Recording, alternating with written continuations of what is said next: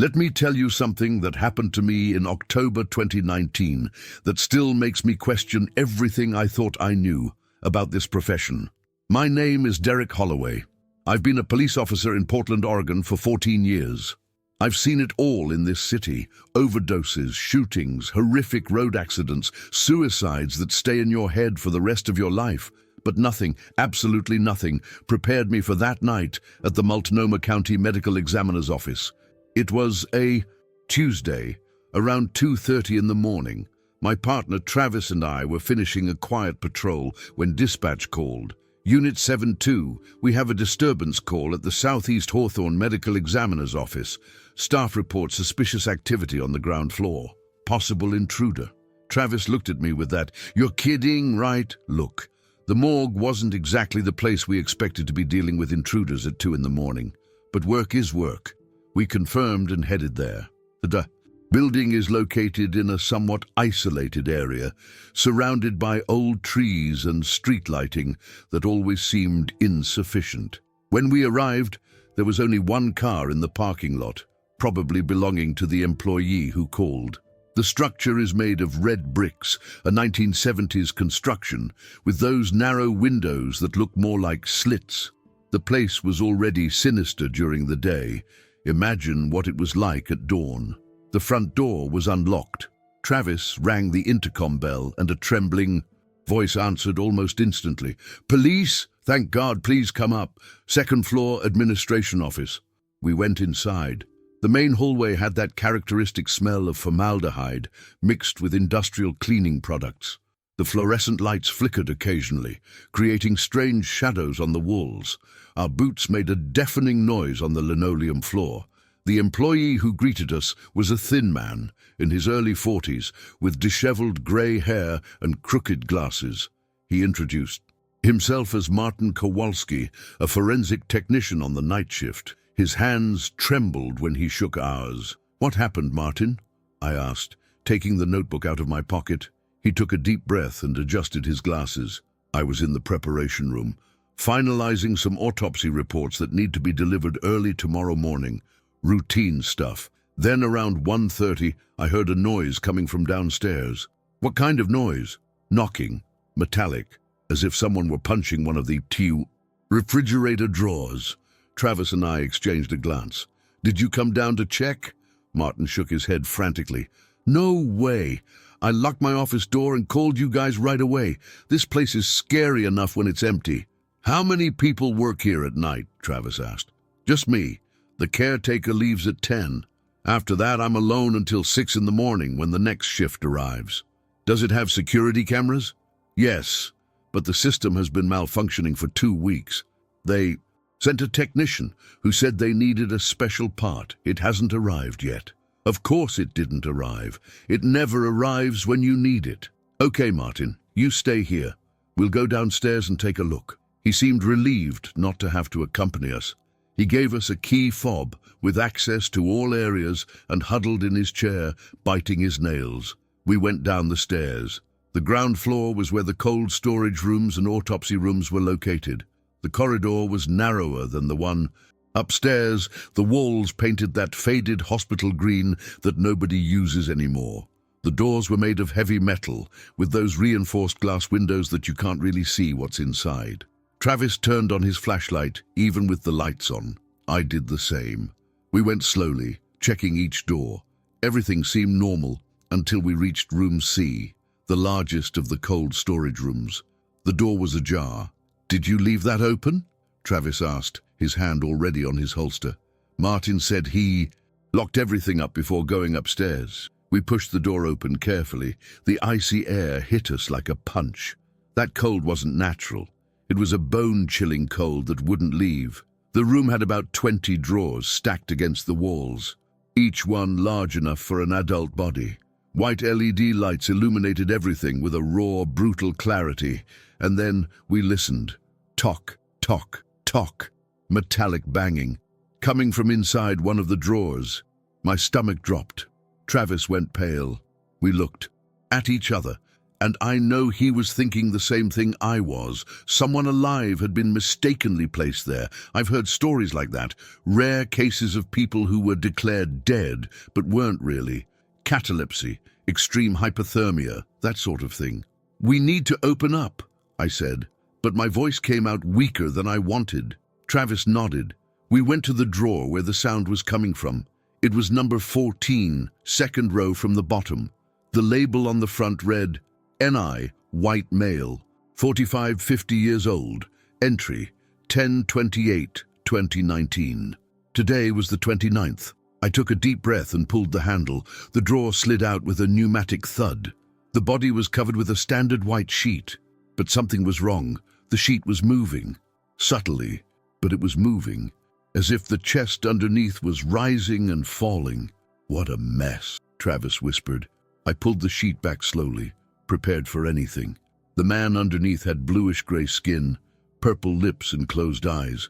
But that wasn't what was striking. It was the cut. A perfect Y cut from his shoulder to his sternum, descending to his abdomen.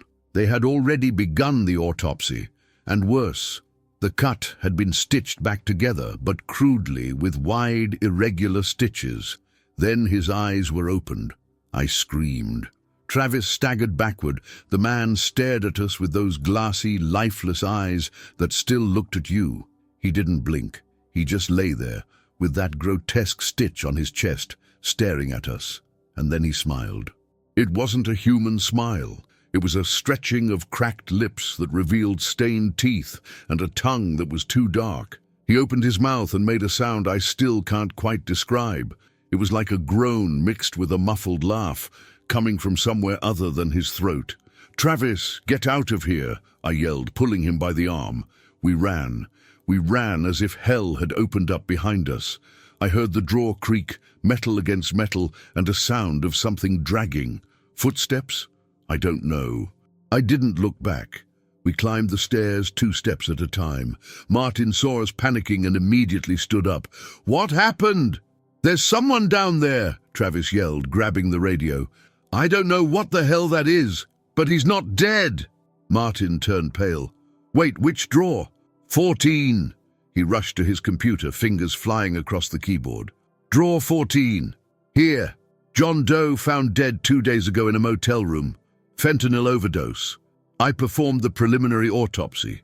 Myself yesterday morning. He was dead. Completely dead. No vital signs, complete rigor mortis, established lividity. There's no way he could be alive." "Because he is," I said, still breathless. "Or something in him is." Travis called for reinforcements on the radio. I tried to calm down, but my hands wouldn't stop shaking. Martin was shaking his head, muttering something about this being impossible. About 5 minutes later, we heard the sound again, but it wasn't knocking anymore. It was footsteps, slow, dragging, going up the stairs.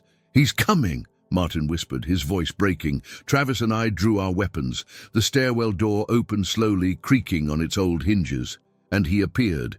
The man from drawer 14, or whatever he was, stood at the top of the stairs. He was naked, his skin still with that bluish, corpse-like hue, the Y-shaped cut on his chest oozing a dark liquid that wasn't blood. His eyes were completely white now, no irises, no pupils, just 2 milky spheres that turned in our direction. "Police, hands up!" Travis shouted, but his voice wavered. The man didn't answer. He just stood there, swaying slightly as if his body couldn't quite remember how to keep its balance. And then he spoke. It wasn't his voice. It was several voices at the same time, overlapping, some deep, some high-pitched, all saying the same thing. "You shouldn't have come." Martin began to pray softly. Travis kept the gun pointed, but I could see the barrel trembling. I wanted to shoot. I wanted to do something, but my body had frozen. The man took a step forward, then another. His movements were wrong, his joints bending at angles he shouldn't. He was closer now, and the smell coming from him was unbearable. Decomposition mixed with something chemical, acrid. "Stay where you are!" I yelled, finally managing to control my voice. He stopped, those white eyes fixed on me, and then he laughed. That multiple, discordant laugh that echoed throughout the entire room. You see, but you don't understand. You touch, but you don't feel. This body is no longer his. It's ours now. Ours. Martin repeated, terrified. The man tilted his head in a way that made a loud crack in his neck. There are many of us. We are waiting. And this place is a door. Travis fired. The shot hit the man in the chest, right in the middle of the Y-shaped seam. He didn't even stagger. He just looked down at the hole the bullet had made and laughed again. No blood came. Out. Just that black liquid trickling slowly. Bullets don't hurt us. Pain is for the living. Travis fired again and again. 3 shots in total.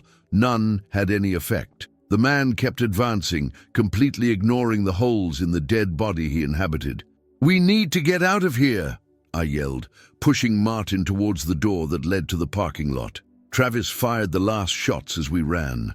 We went out the side door, the cold night air hitting our faces.